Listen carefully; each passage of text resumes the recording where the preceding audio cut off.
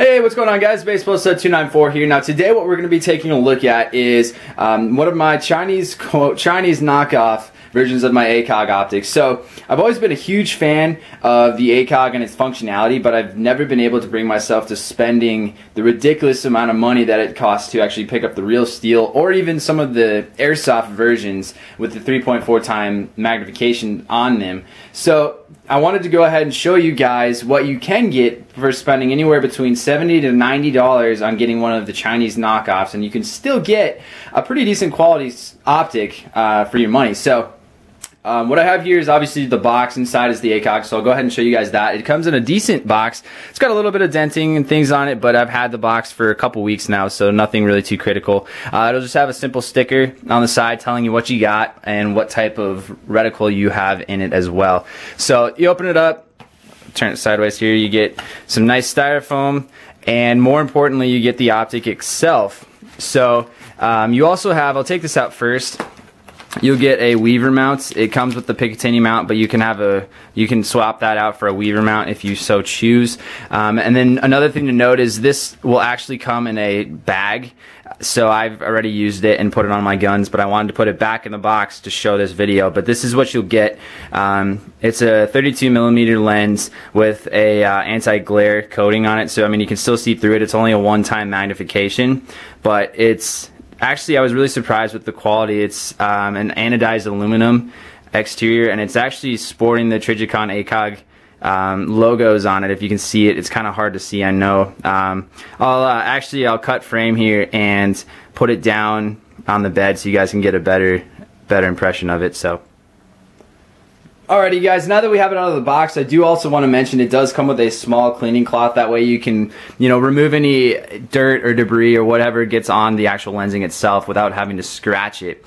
As you can see on the left, this trademark, and actually it's a licensing number, a small disclaimer that says the purchaser of this Trijicon Acog is exempt from any regulatory responsibility, and then it as well has a patent number. So I'm assuming those are going to be generic, but it's nice, again, when you get some of these knockoffs, you do get more realistic trademarks and have to pay. You actually don't have to pay quite as much for them.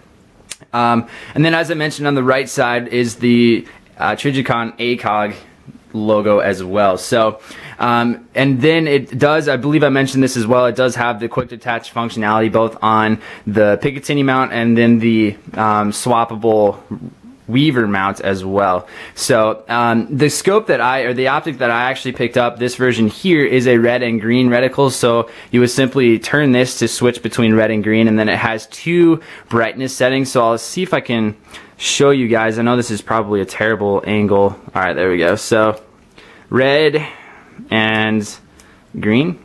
So it's hard to tell with the camera, but it actually is brighter and duller when you're out on the field or in the woods or something. And then of course there's your view of the iron sights. So it's nice because some of the versions that I've seen, these iron sights are not removable, but this one is, of course. So you can take out these small Allen keys and put on some sort of micro red dot or anything of that nature if you guys so choose, if the optic does go down. That way you have a backup.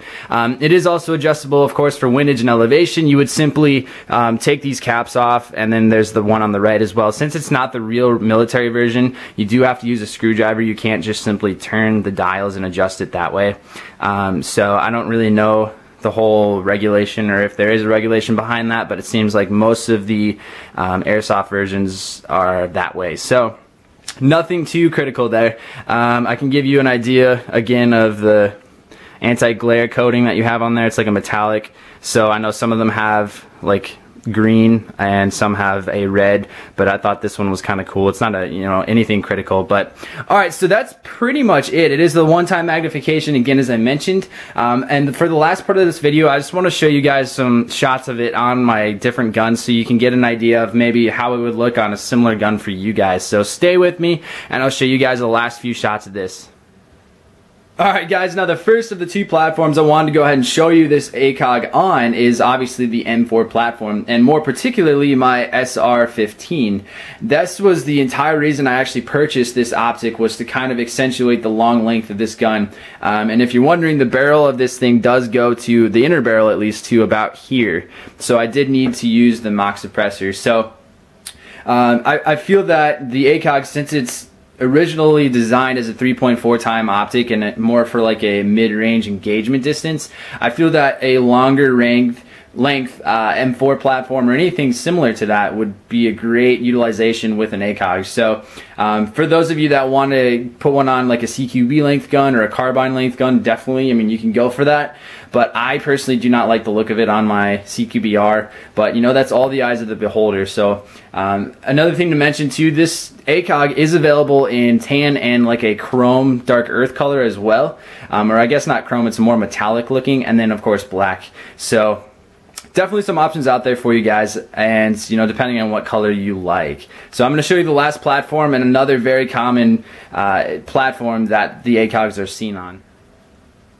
Alright guys, and yes, of course, I had to show this on my Mark 17 as well. So you may have seen it already. I do have my Echo 1 Scar Heavy or ASCH Mod 0 review video up on my channel, and in the last couple seconds I do show pictures with a few customizations on the Scar itself with the Acog, of course. So I feel personally, whether it be the Mark 17 or the Mark 16, the Scar platform is a great utilization of the Acog optics, so I feel like they're just a perfect fit for each other, and they tend to be pretty popularly used in conjunction with one another. So the one-time optic has been perfect for me, and I've been incredibly happy with the time and the games that I've gotten to use this thing in. So if you guys are looking for the 3.4 time magnification, definitely go for it. I just personally feel like it's a little bit too magnified for the way I like to engage people, and you lose a little bit of field of view if you do get too close.